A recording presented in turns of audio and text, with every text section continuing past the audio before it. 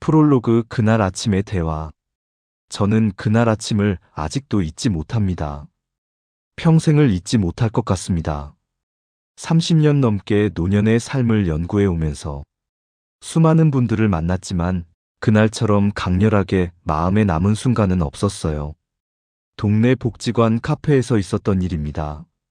창가 자리에 앉아 연구 자료를 정리하고 있었어요. 그때 옆 테이블에서 두 분의 대화가 들려왔습니다. 한 분이 지친 목소리로 말씀하셨어요. 나는 도대체 언제쯤 쉴 수 있는 거야? 아침에 눈 뜨면 손주 유치원 데려다 주고, 집안일하고, 시장 다녀오면 벌써 저녁이야. 은퇴했는데 직장 다닐 때보다 더 바빠. 이러다 쓰러지겠어. 저는 고개를 끄덕였습니다. 익숙한 이야기였거든요. 연구하면서 수없이 들어온 말이었습니다. 그런데 그 다음 순간 예상치 못한 대답이 돌아왔습니다. 옆에 계시던 분이 커피 잔을 천천히 내려놓으며 이렇게 말씀하셨어요. 나는 요즘 시간이 너무 좋아. 하고 싶은 것만 하고 살거든. 카페가 조용해졌습니다. 주변에 계시던 분들이 하나둘 고개를 돌리셨어요. 저도 모르게 펜을 내려놓았습니다. 하고 싶은 것만 한다고? 그게 가능해? 첫 번째 분이 믿기지 않는다는 표정으로 물으셨습니다. 가능하지. 내가 그렇게 살기로 정했으니까. 두 번째 분은 담담하게 대답하셨어요. 그 얼굴에는 오랜 세월이 빚어낸 평온함이 있었습니다. 저는 그 모습을 보며 가슴이 뜨거워지는 걸 느꼈습니다. 두 분 다 비슷한 나이였습니다. 비슷한 환경, 비슷한 조건. 그런데 한 분은 지치고 바쁘고 다른 한 분은 여유롭고 평온했습니다. 무엇이 이 차이를 만든 걸까요? 저는 그날 이후로 이 질문을 놓지 않았습니다. 그리고 마침내 그 답을 찾았습니다. 안녕하세요. 정의든입니다. 저는 올해 70입니다. 30년 넘게 노년기 삶의 질에 대해 연구해왔고 지금도 여전히 공부하고 글을 쓰고 있습니다. 오늘 저는 그동안 연구하고 관찰하면서 깨달은 한 가지 진실에 대해 이야기하려 합니다. 그것은 바로 이겁니다. 65세 이후 가장 잘 사는 사람은 가장 바쁜 사람이 아닙니다. 가장 잘 노는 사람입니다. 노는 것. 이 단어가 불편하게 느껴지시는 분도 계실 거예요.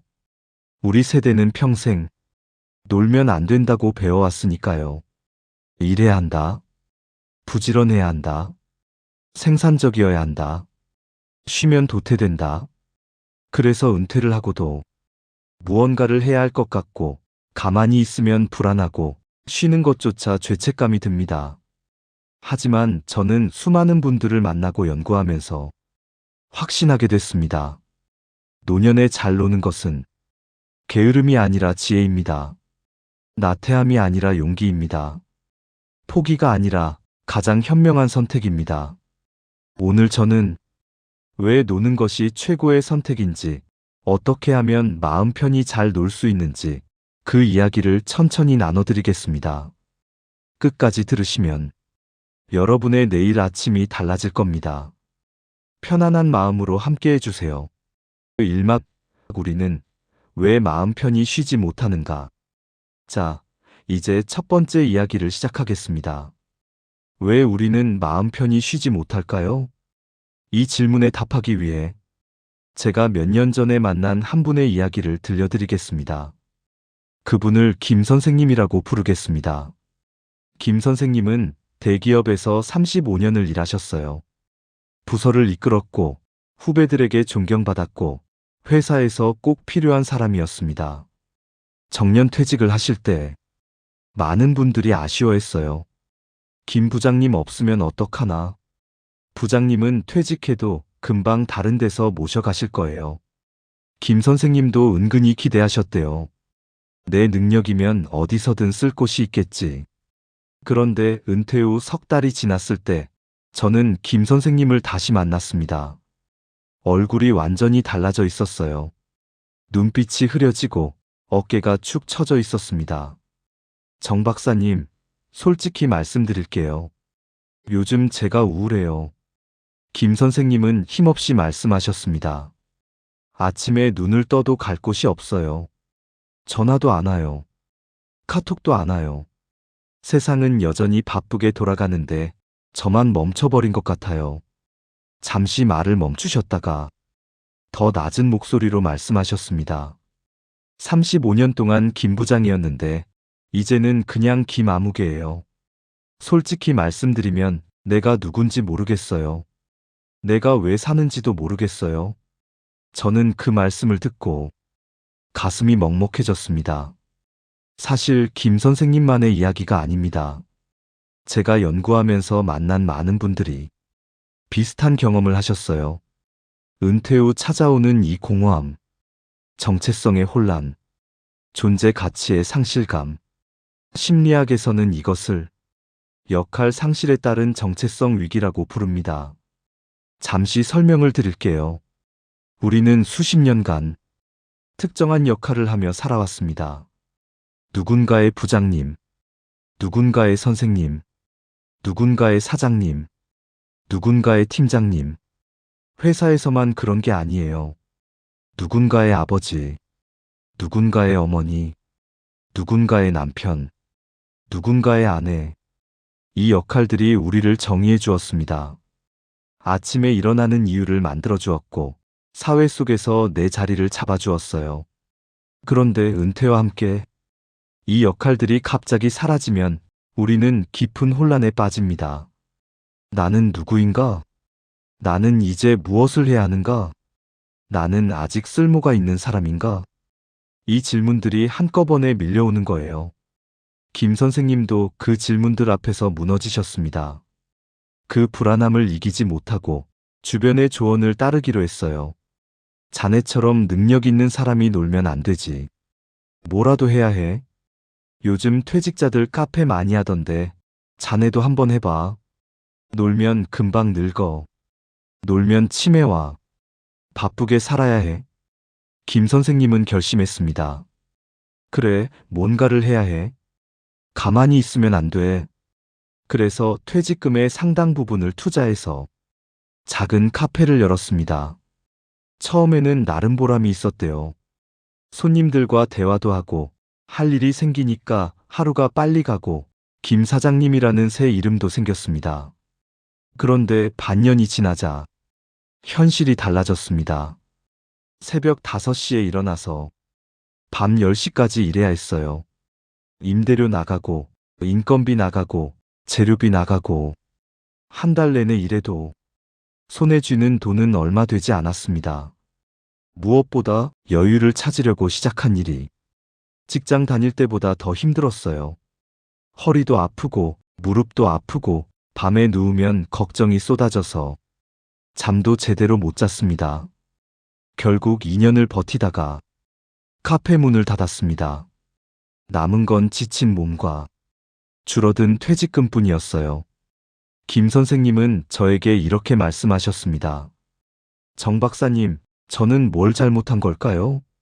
그냥 쉬면 불안하고 뭔가를 하면 더 힘들고 도대체 어떻게 살아야 하는 건가요? 저는 김 선생님의 손을 잡고 조용히 말씀드렸습니다. 선생님, 잘못하신 게 아닙니다.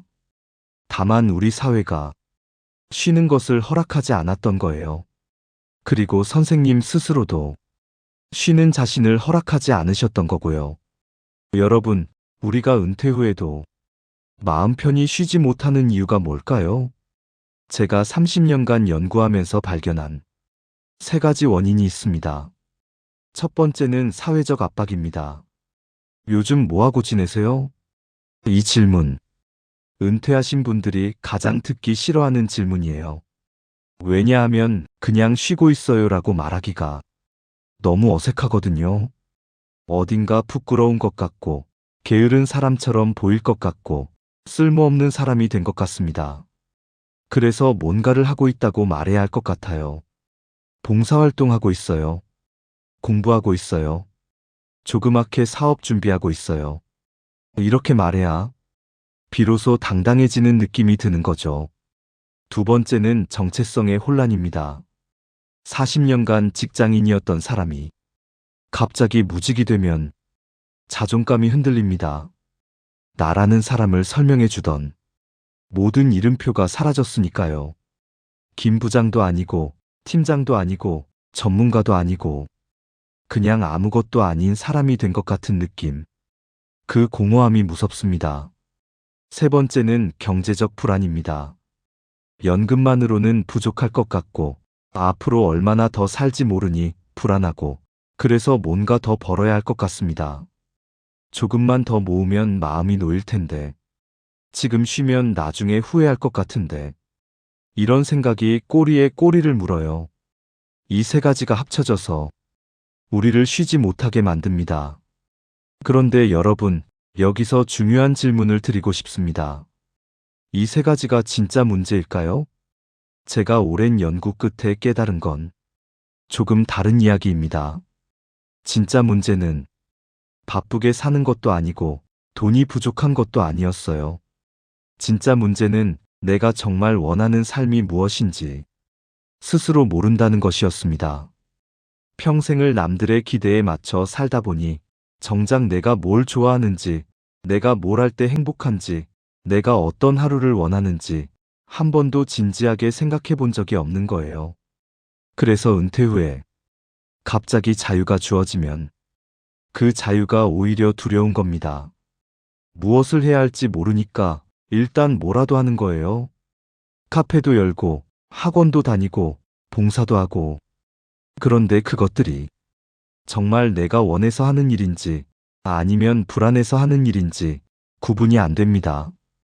김 선생님도 그랬어요. 카페를 열고 싶어서 연 게 아니라 아무것도 안 하는 자신이 불안해서 연 거였습니다. 불안을 피하려고 시작한 일이 더 큰 불안을 가져온 거죠. 여러분, 우리가 젊었을 때 왜 그렇게 열심히 일했는지 생각해 보세요. 새벽같이 일어나서 출근하고, 야근하고, 주말에도 일하고. 왜 그랬을까요? 아이들 교육비 마련하려고, 집 마련하려고, 부모님 병원비 대려고, 노후를 준비하려고. 결국 나중에 편하게 살기 위해서. 아니었나요? 그런데 그 나중이 바로 지금입니다. 지금이 바로 그때예요. 이 말을 꼭 기억해 주세요. 그 나중이 바로 지금입니다. 이제는 편하게 살아도 됩니다. 쉬어도 됩니다. 놀아도 됩니다. 그것은 게으름이 아닙니다. 당신이 평생 일해온 이유, 바로 그것입니다.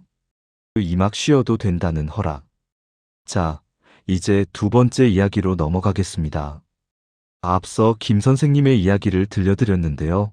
이번에는 정반대의 선택을 하신 분의 이야기입니다. 박 선생님이라고 부르겠습니다. 박 선생님은 중학교 교사로 33년을 일하셨어요. 수학을 가르치셨고 학생들에게 인기가 많으셨습니다. 정년 퇴직을 하실 때 제자들이 꽃다발을 들고 찾아왔대요. 선생님 덕분에 수학이 좋아졌어요. 선생님 수업이 제일 재미있었어요. 박 선생님은 뿌듯했지만 한편으로는 막막하셨대요. 남편은 아직 일하러 가고 아이들은 다 독립해서 제 살 길 가고 이 넓은 집에 나 혼자 남았는데 뭘 해야 하나 싶더라고요. 주변 친구들은 바빴습니다. 어떤 친구는 요가 배우러 가고 어떤 친구는 서예 배우러 가고 어떤 친구는 노래교실에 등록했어요. 박 선생님도 몇 군데 따라가 봤대요. 그런데 영 마음이 붙지 않았습니다. 그것도 결국 숙제처럼 느껴지더라고요. 월요일엔 여기 가야 하고 수요일엔 저기 가야 하고. 왜 은퇴를 했는데? 또 다른 시간표에 얽매여야 하나 싶었어요. 그러던 어느 날 박 선생님은 거실 소파에 앉아 창밖을 바라보고 있었대요. 아무 생각 없이 멍하니 앉아 있었는데 갑자기 이런 생각이 들었답니다. 내가 왜 이렇게 바쁘게 살아야 하지? 33년 동안 충분히 바쁘게 살았잖아. 이제 좀 쉬면 안 되나? 그날 박 선생님은 큰 결심을 하셨습니다. 그래, 딱 1년만. 아무것도 정하지 말고 살아보자. 스케줄도 없이, 약속도 최소로 줄이고, 내 마음이 이끄는 대로. 그냥 한번 살아보자. 박 선생님의 아무것도 하지 않는 삶은 그렇게 시작됐습니다. 처음 한 달은 어색했대요. 아침에 눈을 뜨면 습관처럼 오늘 뭐 하지? 생각이 들고 아무것도 안 하고 있으면 왠지 불안하고 뭔가 잘못하고 있는 것 같았습니다. 텔레비전을 봐도 마음이 편하지 않았어요. 이러면 안 되는데, 이러면 안 되는데 자꾸 그런 생각이 들었거든요. 그런데 두 번째 달부터 조금씩 달라지기 시작했습니다. 아침에 눈을 떠도 바로 일어나지 않았어요. 침대에 누운 채로 창밖으로 들어오는 햇살을 가만히 느꼈습니다. 예전에는 눈 뜨자마자 뭘 해야 하나 생각했거든요. 그런데 그날부터는 그냥 햇살이 따뜻하구나 하고 느끼는 거예요. 5분, 10분. 그게 그렇게 좋을 줄 몰랐어요. 오전에는 목적 없이 동네를 걸었습니다. 늘 차 타고 바쁘게 지나쳤던 길을 천천히 걸어보니 보이지 않던 것들이 보이기 시작했대요. 골목 끝 작은 화분에 핀 코스모스, 빵집에서 갓 나온 빵 냄새, 나무 그늘 아래 앉아 있는 고양이. 아, 이런 것들이 있었구나. 25년을 이 동네에 살았는데 처음 보는 것들이더라고요. 그동안 내가 얼마나 바쁘게 살았는지 그때 깨달았어요.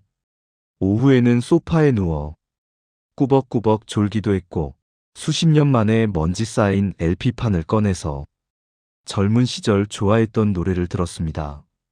노래를 듣다 보면 지난날의 추억이 떠올라서 혼자 웃기도 하고 가끔은 눈물이 나기도 했대요.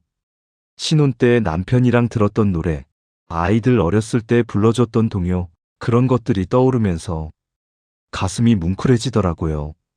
한 달, 두 달, 석 달. 그렇게 시간이 흐르자 놀라운 변화가 일어났습니다. 늘 달고 살았던 소화불량이 사라졌어요. 박 선생님은 위가 안 좋으셔서 수십 년간 소화제를 달고 사셨거든요. 그런데 아무것도 안 하고 쉬기 시작하자 위가 편해지더래요. 두통도 없어졌습니다. 교사 시절에는 일주일에 두세 번은 두통에 시달리셨대요. 머리가 아파서 진통제 없이는 못 살았는데 언제부턴가 진통제를 찾지 않게 됐습니다. 밤에 눕기만 하면 깊은 잠에 빠졌어요. 예전에는 이런저런 걱정 때문에 새벽에 깨는 일이 많았는데 지금은 아침까지 푹 주무신대요. 무엇보다 뭔가를 해야 한다는 강박에서 벗어나자 마음속에 진짜 여유가 찾아왔습니다. 정 박사님, 저는 33년간 학생들을 가르쳤는데 정작 저 자신에 대해서는 아무것도 몰랐더라고요. 박 선생님은 저에게 이렇게 말씀하셨습니다. 내가 뭘 좋아하는지, 내가 언제 행복한지 한 번도 생각해 본 적이 없었어요. 늘 학생들을 위해, 가족을 위해, 남들을 위해 살았거든요. 그런데 아무것도 하지 않는 시간을 통해 비로소 진짜 저를 만난 것 같아요. 아, 나는 이런 걸 좋아하는구나. 나는 이럴 때 행복하구나. 처음으로 그걸 알게 됐어요. 여러분, 박 선생님의 이야기는 그냥 한 분의 경험담이 아닙니다. 과학적으로도 증명된 현상이에요. 뇌과학자들이 흥미로운 사실을 발견했습니다. 우리가 아무것도 안 하고 멍하니 있을 때 뇌가 오히려 더 활발하게 일한다는 거예요.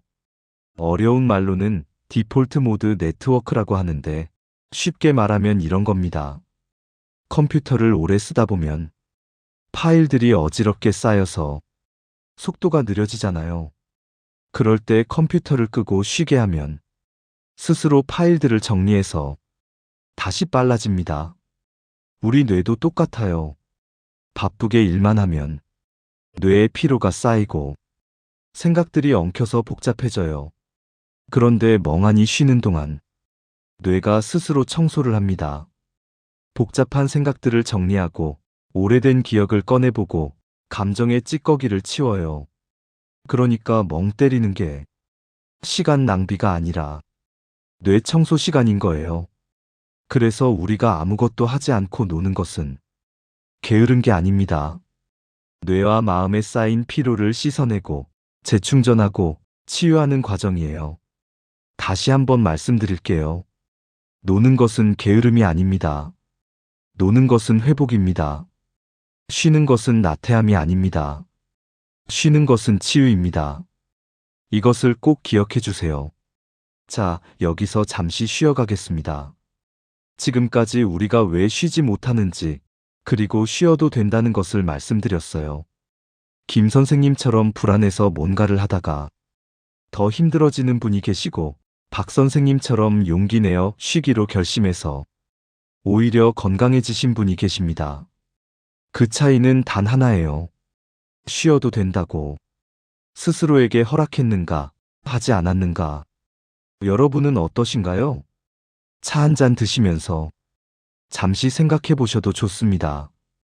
자, 이제부터는 어떻게 잘 쉬고 잘 놀 수 있는지 구체적인 이야기를 해보겠습니다.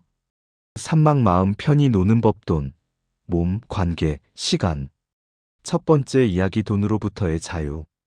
자, 그런데 여기서 현실적인 이야기를 해야겠습니다. 박사님 말씀은 맞는데요. 솔직히 돈 걱정이 있으면 마음 편히 못 쉬잖아요. 맞습니다. 돈 걱정이 있으면 아무리 쉬어도 편하지 않아요. 이건 당연한 이야기입니다. 하지만 많은 분들이 착각하시는 게 있어요. 돈이 많아야 자유롭게 살 수 있다. 정말 그럴까요?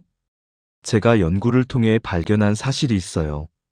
은퇴 후 삶의 만족도가 가장 높은 그룹은 월 소득 상위 20%가 아니었습니다. 지출 계획이 명확한 그룹이었어요. 다시 말해서 얼마나 벌었느냐가 아니라 얼마나 현명하게 쓰느냐가 더 중요하다는 뜻입니다. 노벨상을 받은 심리학자의 연구가 있어요. 그 연구에 따르면 일정 수준 이상이 되면 돈이 더 많아져도 행복감이 더 이상 늘어나지 않는데요. 즉, 우리에게 필요한 건 무한한 돈이 아닙니다. 마음의 평화를 얻을 수 있는 충분한 돈이면 됩니다. 그렇다면 충분한 돈은 얼마일까요? 이건 사람마다 다릅니다. 남들이 말하는 평균 금액이 중요한 게 아니에요. 나에게 필요한 최소한의 금액이 중요합니다. 제가 만난 분들의 이야기를 들려드릴게요. 먼저 여유가 있는 경우입니다. 이 여사님 부부는 국민연금과 퇴직연금을 합쳐서 월 190만 원 정도 받으신대요. 두 분의 하루는 이렇습니다. 아침에 천천히 일어나서 근처 공원을 함께 산책하세요. 오전에는 각자 취미 활동을 하십니다. 남편분은 바둑을 좋아하시고 이 여사님은 수채화를 배우고 계세요. 점심을 드시고 나면 함께 시장을 구경하거나 가끔 영화를 보러 가십니다. 저녁에는 가족들과 식사를 하며 하루를 마무리하세요. 돈 걱정 없이 하고 싶은 걸 할 수 있어서 정말 행복해요.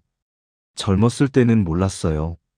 이렇게 여유로운 하루가 얼마나 소중한 건지. 이 여사님의 말씀입니다. 그런데 월 190만 원이 아니어도 행복하게 사시는 분들이 많습니다. 강 할머니는 올해 72세시고 연금이 월 120만 원이에요. 처음에는 빠듯하다고 느끼셨대요. 그래서 한 가지 결심을 하셨습니다. 큰 아파트에서 작은 아파트로 이사했어요. 그러니까 관리비가 월 15만 원 줄었습니다. 차도 처분하셨어요. 대중교통을 이용하시니까 주차비, 보험료, 기름값 합쳐서 월 20만 원이 절약됐습니다. 처음엔 불편할 줄 알았어요. 집도 작아지고 차도 없어지고. 그런데 오히려 편해지더라고요. 큰 집 관리하는 것도 일이었고 운전하는 것도 스트레스였거든요. 월 35만 원을 줄이니까 실질적으로는 155만 원 받는 것과 같아졌어요. 그리고 무엇보다 없어도 되는 것들이 뭔지 알게 됐어요. 그게 더 큰 수확이었어요. 강 할머니의 말씀입니다. 연금이 더 적은 경우도 있습니다.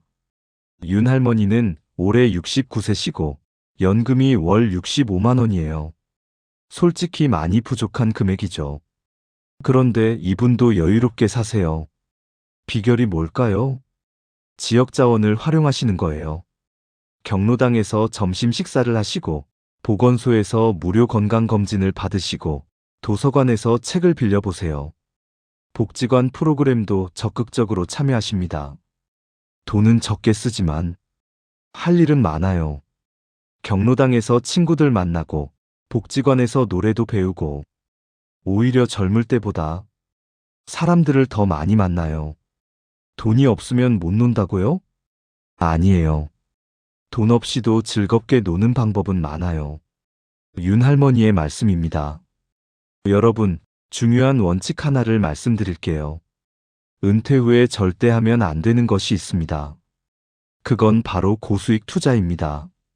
제 지인 중에 퇴직금을 주식에 투자했다가 절반을 날린 분이 계세요. 빨리 돈을 벌어야 한다는 조급함 때문이었습니다. 지금 안 하면 늦을 것 같아서 주변에서 많이 벌었다고 하니까 나도 한번 해볼까 했는데 결과는 참담했습니다. 그 돈이 줄어드는 걸 보면서 매일 밤 잠을 못 주무셨대요. 우리 나이에는 돈을 늘리는 것보다 지키는 게 더 중요합니다. 큰 욕심 내지 마세요. 있는 돈을 지키고 쓸 때만 쓰고 나머지는 마음 편히 누리세요. 돈 때문에 스트레스 받지 않는 선, 그 선을 찾는 게 중요합니다. 그리고 한 가지 더. 노후 예산에서 추억 예산을 따로 만들어 두세요. 한 달에 5만 원이든 10만 원이든 나를 위해 쓰는 돈을 따로 정해두는 거예요. 배우자와 가벼운 외식 한 번, 오래 보고 싶었던 친구와 커피 한 잔, 처음 가보는 곳으로 당일치기 여행. 이런 것들에 쓰는 돈은 낭비가 아닙니다. 저는 이걸 이렇게 부릅니다. 미래의 병원비를 줄이는 현재의 행복비. 마음이 행복하면 몸도 건강해지거든요. 그러니 너무 아끼기만 하지 마시고 적당히 쓰면서 즐기세요. 두 번째 이야기, 건강한 몸으로 자유롭게. 자, 이제 두 번째 이야기입니다. 돈 이야기를 했으니 이번에는 건강 이야기를 해볼게요. 아무리 시간이 많고 돈이 있어도 몸이 아프면 다 소용없습니다. 이건 두말할 필요가 없죠. 그런데 많은 분들이 오해하시는 게 있어요. 건강하려면 열심히 운동해야 한다. 젊은 사람들처럼 헬스장 가서 땀 흘려야 한다. 전혀 그렇지 않습니다. 연구에 따르면 60대 이후에는 운동의 강도보다 꾸준함이 더 중요해요.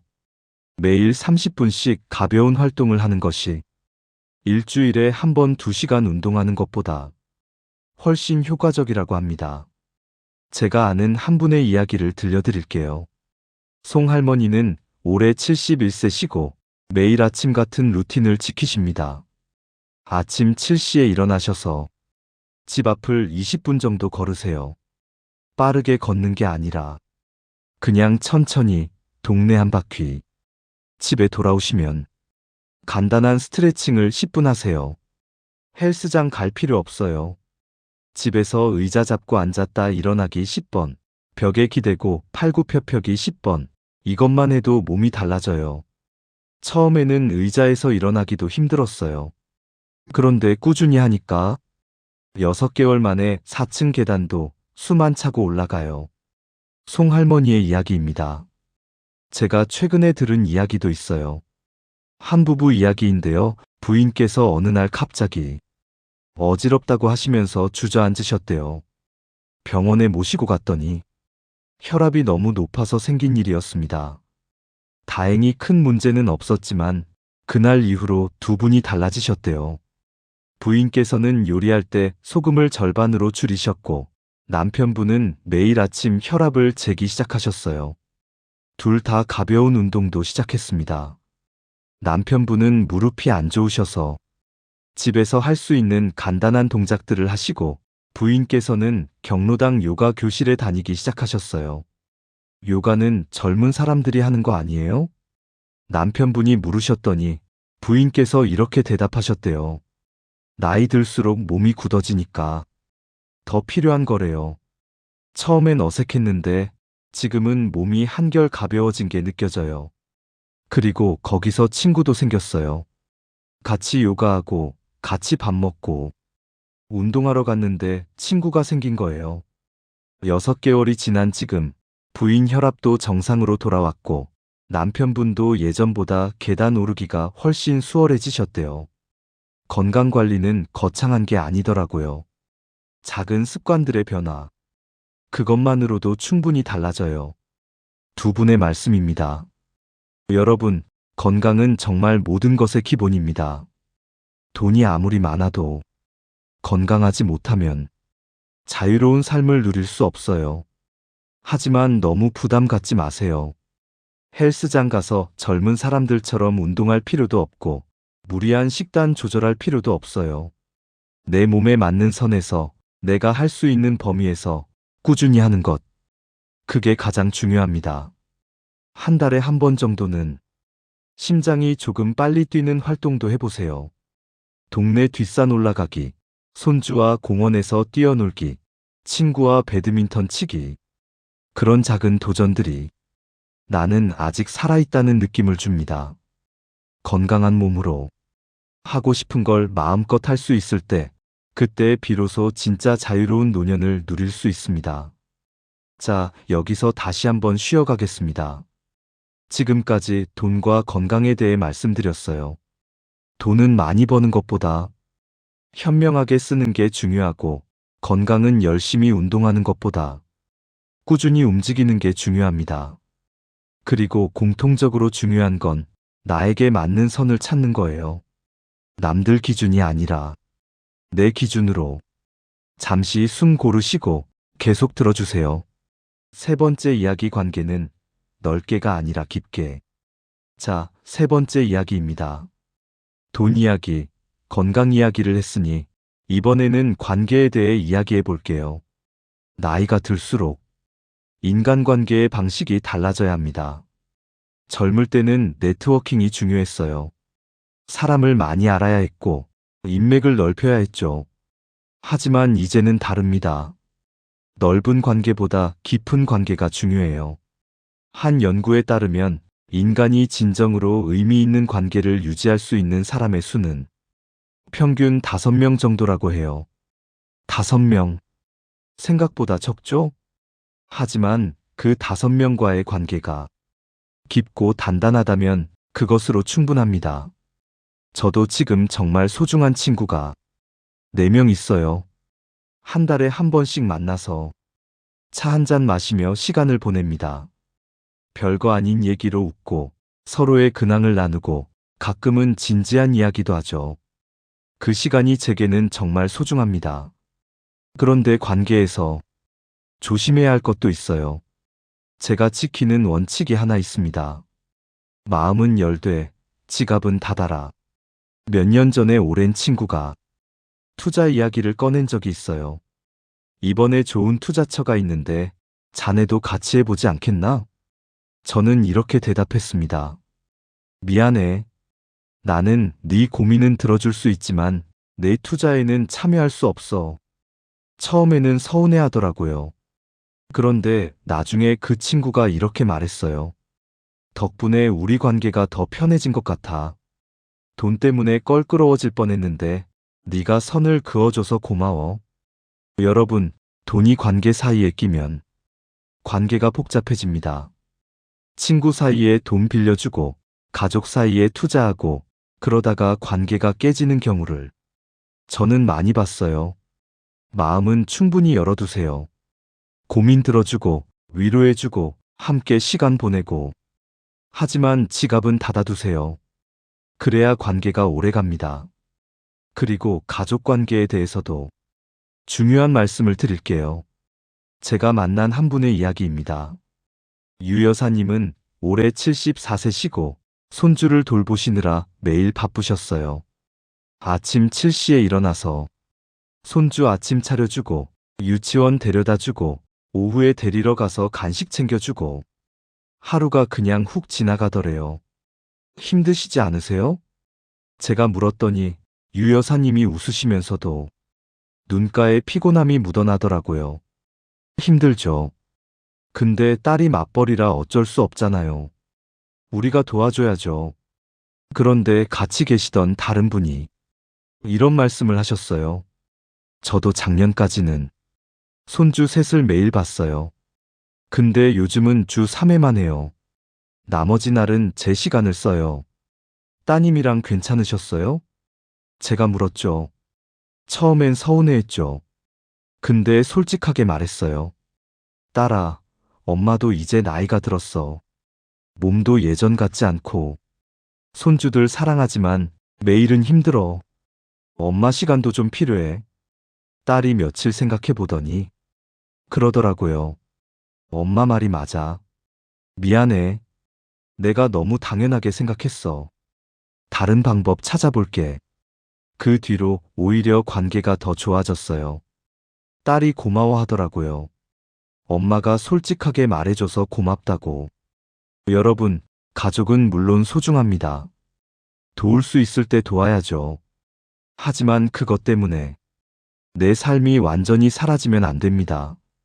손주 돌봄으로 지쳐 계신 분들, 용기 내서 말씀해 보세요. 나도 내 시간이 필요해. 그 한마디가 여러분의 남은 인생을 바꿀 수 있습니다. 그리고 자녀분들도 이해할 거예요. 솔직하게 말하면 억지로 참다가 몸이 아프거나 마음이 지치면 그게 더 큰 문제가 됩니다. 네 번째 이야기 시간을 채우는 삶. 자, 이제 네 번째 이야기입니다. 돈, 건강, 관계 이야기를 했으니 마지막으로 시간에 대해 이야기할게요. 매일 뭘 하며 지내세요?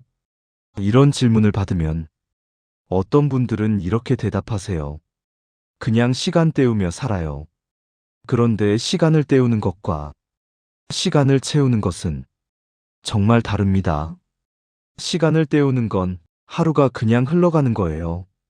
아무 의미 없이 텔레비전만 보다가 멍하니 있다가 어느새 저녁이 되는 겁니다.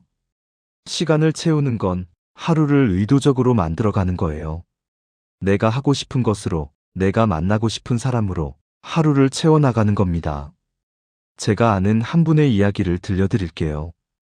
김하음님은 올해 73세시고 혼자 사세요. 처음 혼자 되셨을 때는 하루하루가 너무 길었대요. 아침에 눈을 뜨면 오늘 또 뭘 하나 싶고, 저녁이 되면 오늘도 그냥 지나갔구나 싶고, 그게 너무 힘들었어요. 그런데 지금은 완전히 달라지셨어요. 김하음님의 하루를 한번 들어보세요. 아침 6시 반에 자연스럽게 눈이 떠지세요. 바로 일어나지 않고 창문을 열어서 바깥 공기를 맡으세요. 오늘도 눈을 뜰 수 있구나. 감사합니다. 이렇게 작은 감사 인사를 하신대요. 7시에 간단한 아침을 드시고 8시쯤 동네를 30분 정도 걸으세요. 오전에는 경로당에 가셔서 친구들과 시간을 보내세요. 화투도 치시고 수다도 떠시고 점심 드시고 나면 1시간 정도 낮잠을 주무세요. 오후에는 퍼즐 맞추기를 하시거나 책을 읽으세요. 저녁에는 가벼운 식사 후에 좋아하는 드라마를 보시고 9시쯤 주무세요. 매일 똑같은 일과 같지만 하루하루가 새로워요. 같은 사람들을 만나도 매번 다른 이야기를 나누거든요. 그리고 이렇게 루틴이 있으니까 하루가 허무하지 않아요. 오늘도 잘 살았다 하는 느낌이 들어요. 김하음님의 말씀입니다. 여기서 중요한 건 루틴입니다. 자유롭게 논다고 해서 아무 계획 없이 사는 게 아니에요. 오히려 나만의 리듬을 만드는 게 중요합니다. 심리학에서는 이것을 시간의 뼈대라고 부릅니다. 규칙적인 습관이 하루의 틀을 잡아주고 삶의 안정감을 줍니다. 그 틀 안에서 자유롭게 놀면 되는 거예요. 자, 그럼 구체적으로 하루를 어떻게 채울 수 있는지 말씀드릴게요. 간단한 방법이 있어요. 하루에 딱 3가지만 채워보세요. 첫째, 나를 위한 30분. 걷기든, 책 읽기든, 음악 듣기든, 뭐든 좋아요. 오로지 나만을 위한 시간. 둘째, 사랑하는 사람을 위한 10분. 배우자와 대화하기, 자녀에게 전화하기, 친구에게 카톡 보내기. 짧아도 괜찮아요. 셋째, 완전한 쉼 10분. 아무것도 안 하는 시간. 멍하니 창밖 보기, 눈 감고 가만히 있기. 이 세 가지만 채워도 하루가 달라집니다. 그리고 돈 안 드는 놀이도 정말 많아요. 혼자 즐기는 놀이 5가지. 도서관에서 책 읽기. 동네 산책하며 사진 찍기. 라디오 들으며 요리하기. 베란다에서 식물 키우기. 일기 쓰며 하루 정리하기. 함께하는 놀이 5가지. 경로당에서 친구들과 차 마시기. 배우자와 함께 시장 구경하기. 손주들과 공원에서 놀기. 이웃들과 동네 걷기 모임. 복지관 강좌에서 새 친구 만들기. 돈 안 드는 놀이 5가지. 무료 박물관이나 미술관 관람. 공원 벤치에서 사람 구경하기. 보건소 건강 강좌 참여. 동네 도서관 문화 프로그램. 산책로 탐방하며 새 길 발견하기. 여러분은 이 중에서 어떤 놀이를 해보고 싶으신가요? 당장 내일부터 해볼 수 있는 간단한 실험을 제안 드릴게요. 하루에 딱 1가지씩만 다르게 해보세요. 내일은 평소 안 가던 길로 산책해보세요. 모레는 오래 연락 안 한 친구에게 안부 전화해보세요.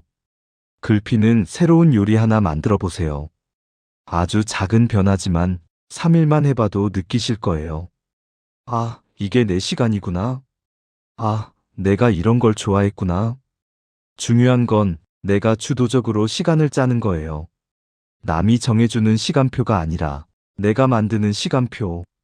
그러면 똑같은 시간도 훨씬 의미 있게 느껴집니다. 그게 바로 자유로운 노년의 시작이에요. 사막 이제는 나를 위해 살 차례. 자, 이제 마지막 이야기로 넘어가겠습니다. 여기까지 오시느라 수고 많으셨습니다.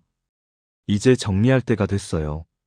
지금까지 제가 나눈 이야기를 한 문장으로 요약하면 이렇습니다. 60세 이후 진짜 경쟁력은 성취가 아니라 여유, 소유가 아니라 향유, 바쁨이 아니라 여유로움이다. 젊은 시절에는 더 많이, 더 빨리, 더 높이가 성공의 기준이었습니다. 더 많이 벌고, 더 빨리 승진하고, 더 높은 자리에 올라가야 했죠. 하지만 노년에는 그 기준이 완전히 바뀝니다. 더 여유롭게, 더 깊이, 더 의미 있게. 이것이 새로운 기준이 됩니다. 저는 연구를 하면서 많은 어르신들에게 이런 질문을 드려봤습니다.